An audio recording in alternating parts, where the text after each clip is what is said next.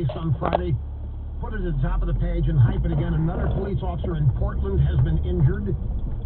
And we need, folks, you need to retweet that video or distribute it however you can. Send it to everybody you know and get it out there. No, there's no payoff for it. It's just we need to spread the awareness and the fact that we are...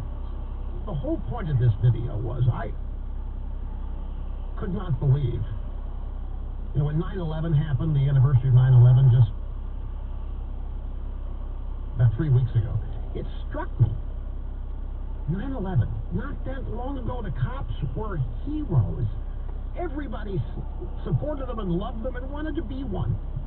Athletes were entering the field of play, rounding the bases, carrying American flags. Everybody wanted to be seen as patriotic. There was no Black Lives Matter. There was no Antifa or any of this. It was just pure pro-America. Everybody loved the flag. Everybody unified around the flag and the ideals that the flag represents. Not that long ago, and now look, the cops and first responders are hated. People surround their cars, in some cases an open fire from point-blank range, and then hope they die. Bystanders laugh about it. It's such a change. Now you've got the Democrat Party and the American left leading the effort to defund the police. And it's the last thing it needs to happen, so I did a video in support of the police and first responders and trying to remind people that it wasn't that long ago. This is how quickly things can turn for the worst in our country, and they have. Now this, I got to get to the poll after the break. Need to leave some time on the other side, so sit tight. We'll be right back. When you read the Limbaugh letter, you're prepped to combat liberal madness because El Rushmo supplies you with an arsenal of facts. Subscribe to the print edition of the Limbaugh letter and you'll get free Rush's dad's famous, inspiring speech, Stand Up for America as Founded. The Signer's Secrets that can save us today.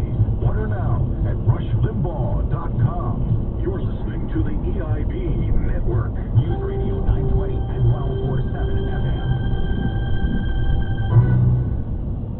Whether we use the word socialism, fascism, or communism, they are all species of one form of government, tyranny. Read Richard C. Lyon's new book, The DNA of Democracy, for an engaging, practical history lesson showing the critical differences between the acts of tyrants and the systems of tyranny and the acts of heroes and the forms of law which set our democracy and our republic free. It is a great how-to guide for every lover of liberty. Buy The DNA of Democracy at richardclyons.com, Amazon, or your local bookstore. From acclaimed film.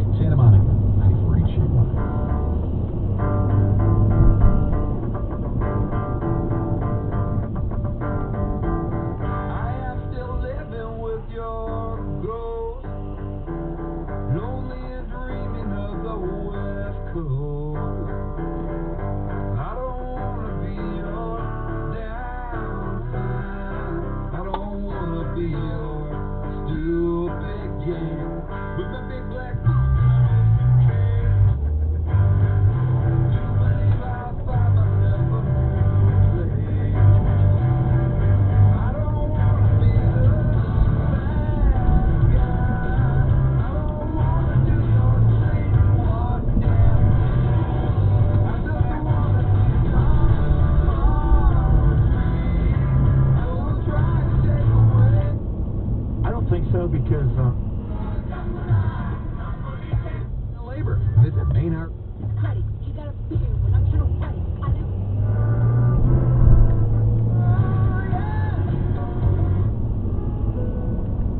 On Election Day have a 9-point advantage for Democrats. The Democrats are admitting that they are losing the enthusiasm gap to Trump.